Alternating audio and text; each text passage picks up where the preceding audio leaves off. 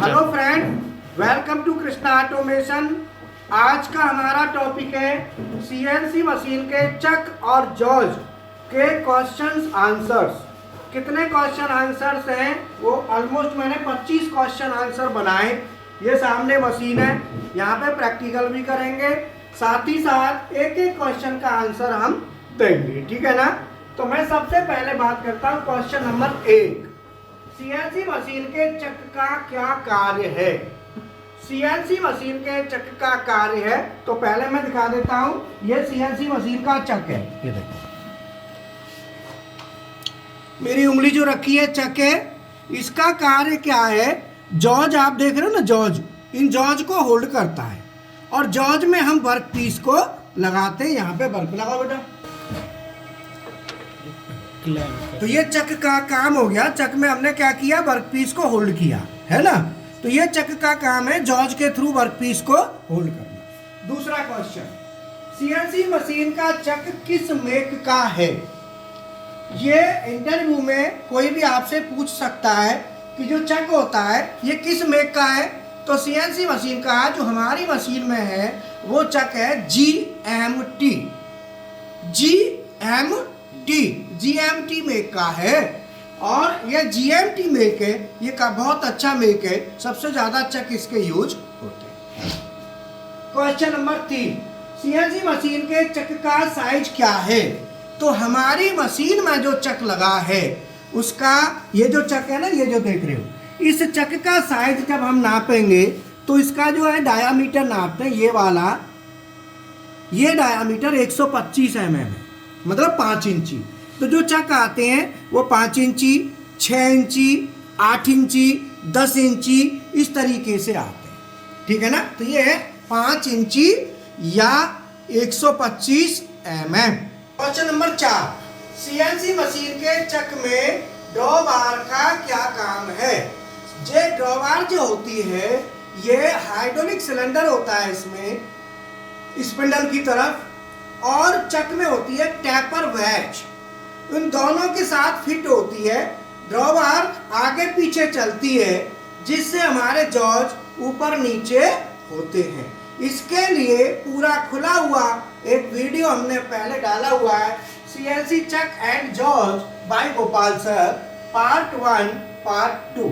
उसमें ड्रॉबार का काम पूरा क्लियर शो हो रहा है और किस तरीके से टैपर वेज भी बताई हुई है। इसमें टैपर वेज भी है। टैपर वेज का क्या काम है? क्वेश्चन नंबर 6 में देख रहे हो ना, ये सब चक के ही पार्ट है। चक नट भी है, टी नट भी है। ये सब क्वेश्चन नंबर 4 से लेके क्वेश्चन नंबर 8 तक ये सब चक के पार्ट्स हैं। तो मैं थोड़ा थोड़ा यहाँ बता देता हूँ, बाकी इन वीडियोस में आप देखेंगे तो आपको पूरा मिलेगा। तो सीएनसी मशीन के चक में ड्रॉबार का क्या काम है? ड्रॉबार का काम है चक को ओपन क्लोज करने के लिए टैपर वेज के थ्रू खोलना, जॉज को ऊपर नीचे करना, जॉज को खोलना और बंद करना। सीएनसी मशीन के चक के मेन पार्ट्स कौन से होते हैं? तो नोट कर ले। नंबर 1 ड्रॉबार, ड्रॉबार तो जुड़ती है उसमें। चक में होता है टैपर वेज, टी नट, बेस जॉज और चक नट, और ड्रॉबार उसके साथ हमारे, और मेन बॉडी उसकी। ये हमारे मेन पार्ट होते हैं। जिसमें टैपर वेज का क्या कार्य है? टैपर वेज का कार्य है, टेपर होता है इस वेज में, तो टेपर होने की वजह से जॉज जो है, टेपर जब आगे की तरफ जाता है तो जॉज ऊपर उठता है और पीछे जाता है तो जॉज नीचे आता है। तो लीनियर मोशन को, हॉरिजॉन्टल लीनियर को वर्टिकल लीनियर में कन्वर्ट करना, ये टैपर वेज का काम है। चक नट का क्या काम है? चक नट उसको, जो ड्रॉबार होती है, तो ड्रॉबार को टैपर वेज के साथ चक नट के थ्रू हम असेंबल करते हैं। टी नट का क्या काम है? टी नट में हम जॉज लगाते हैं। जो सॉफ्ट जॉज होते हैं वो टी नट में फिट होते हैं, टी नट के थ्रू। जॉज का क्या कार्य है? जॉज कितने प्रकार के होते हैं? जॉज का काम है वर्कपीस को पकड़ना, और जॉज 2 प्रकार के होते हैं, सॉफ्ट जॉज और हार्ड जॉज। सॉफ्ट जॉज किस मटेरियल के बने होते हैं? सॉफ्ट जॉज होते हैं EN8 या MS, मतलब माइल्ड स्टील या EN8 के बने होते हैं। नोट कर लो बेटा। जो सॉफ्ट जॉज होते हैं ना, जो वो हमारे EN8 या माइल्ड स्टील के बने होते हैं, ठीक है ना। सरेसन किसे कहते हैं? सॉफ्ट जॉर्ज किस मटेरियल के होते हैं? बता दिया ना, EN8, नोट कर लो, EN8 या MS कहते हैं माइल्ड स्टील। सरेसन किसे कहते हैं? जॉर्ज के ऊपर जो टीथ बने होते हैं उसको सरेसन कहते हैं। जैसे मान लो ये जॉर्ज है, इन जॉर्ज के ऊपर जो टीथ देख रहे हो, ये जो टीथ बने होते हैं इनको हम सरेसन कहते हैं। सरेसन का एंगल कितना होता है? इनका एंगल होता है 60 डिग्री और 90 डिग्री। 60 डिग्री के भी आते हैं और 90 के भी आते हैं। बाकी ये तो मैंने वीडियो दी है, ये भी पढ़ोगे तो उसमें प्रैक्टिकली आपको दिखाई देगा। सरेसन का एंगल हो गया। पिच किसे कहते हैं? दो टीथ के बीच की दूरी को, दो टीथ के बीच की दूरी को पिच कहते हैं। सरेसन के जो टीथ है ना, इनके दो टीथ के बीच की जो दूरी होती है उसको हम पिच कहते हैं। जॉर्ज में कट कैसे लगाते हैं? जॉर्ज में कट हम लगाते हैं इसमें ओरिजिन बना के और हैंडल मोड में हम कट लगाएंगे। तो X और Z को जीरो बना के, जीरो बनाने के बाद कट लगाते हैं। तो हाउ टू कट CNC जॉर्ज, हाउ टू कट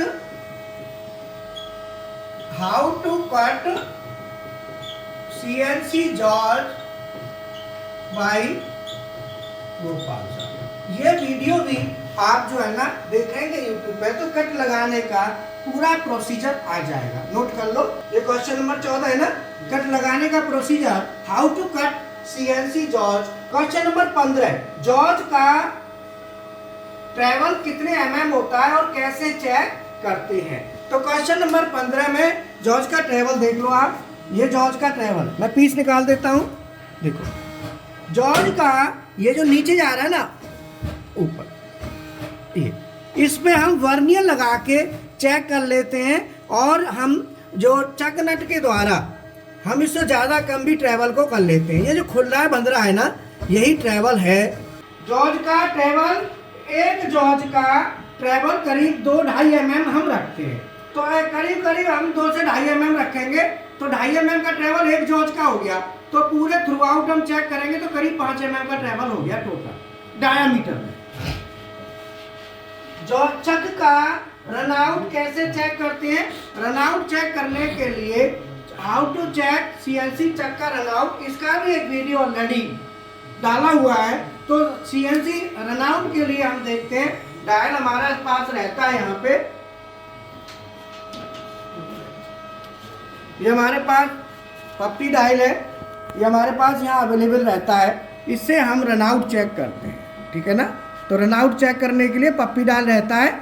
इसका भी प्रैक्टिकल वीडियो चेक करने का पूरा वीडियो आपके पास अवेलेबल है, ठीक है ना। इसके बाद आता है चक का, जॉर्ज का साइज कितना होता है? तो जॉर्ज का साइज जो है ना 25/40/60। जो इस मशीन में जॉर्ज लगे हैं उनका साइज है 25 mm by 40 mm by 65 mm, 60 या 65, मतलब 25 फिक्स है। जो चौड़ाई है ना जॉर्ज की वो फिक्स होती है कि 25 mm। जैसे वर्नियर है तुम्हारे पास, तो हमें जो मेन देखना होता है ये देखना होता है। ये देखो, ये नापो कितना है, ये देखो नाप लो, ये आपका 25 mm के करीब आएगा, है ना। कितना आ रहा है सर? 25 mm आ रहा है। 25 है ना। तो ये हमारी चौड़ाई ये 25 mm है। ये मेन देखी जाती है साइज में कि ये कितनी है। तो ये जो 5 इंची का चक है ना, इसके लिए ये चलती है। चक का साइज जैसे बढ़ेगा तो उसमें ये भी बढ़ेगा, ठीक है। आगे चक प्रेशर की यूनिट क्या है? तो चक प्रेशर की जो यूनिट है वो यहाँ पे है, देखो बार लिखा है ना, BAR बार है और इसी को हम कहते हैं kg/cm²। और दूसरी यूनिट है PSI। तो यहाँ पे देखो दोनों यूनिट शो कर रहे हैं, देखो ऊपर वाली और नीचे वाली क्या क्या आ रही है देखना, विशाल बताना। PSI और केजी पर सेंटीमीटर स्क्वायर। इसमें 2 यूनिट है, एक तो स्केल लाल वाला है और एक काले वाला स्केल है, ठीक है ना। आगे पढ़ो। चक्र की ग्रीसिंग क्यों करते हैं? जॉब जब मूवमेंट करते हैं तो फ्रिक्शन ना हो, फ्रिक्शन को रिड्यूस करने के लिए हम ग्रीसिंग करते हैं। ग्रीसिंग के पॉइंट उसमें लगे होते हैं। चक्की ग्रीसिंग कितने समय के बाद होनी चाहिए? चक्की ग्रीसिंग मशीन पर डिपेंड करती है कि मशीन कितने घंटे रन हो रही है। अगर मशीन तीनों शिफ्ट रन हो रही है तो हमें महीने में हमें 20 दिन पर ग्रीसिंग कर देनी चाहिए। 20 से 25 दिन पर ग्रीसिंग हमको कर देनी चाहिए। डिपेंड करता है कि आप मशीन को यूज कितना कर रहे हैं। जॉर्ज में कट किस इंसर्ट से लगता है? तो जॉर्ज में हम कट लगाएंगे, कौन सी इंसर्ट लगाते हैं? CCMT, CCMT से, ठीक है ना। जॉर्ज में कट लगने से पहले ओरिजिन पॉइंट बनाते हैं। तो जो हाउ टू कट CNC जॉर्ज, इसमें वीडियो को पढ़ेंगे तो उसमें ओरिजिन बनाना बताया गया है कि ओरिजिन कैसे बनाते हैं। और जॉर्ज में प्रत्येक कट कितने माइक्रोन का होगा? तो जॉर्ज का जो प्रत्येक कट होता है वो हम कितना लेते हैं? लगभग 100 माइक्रोन का।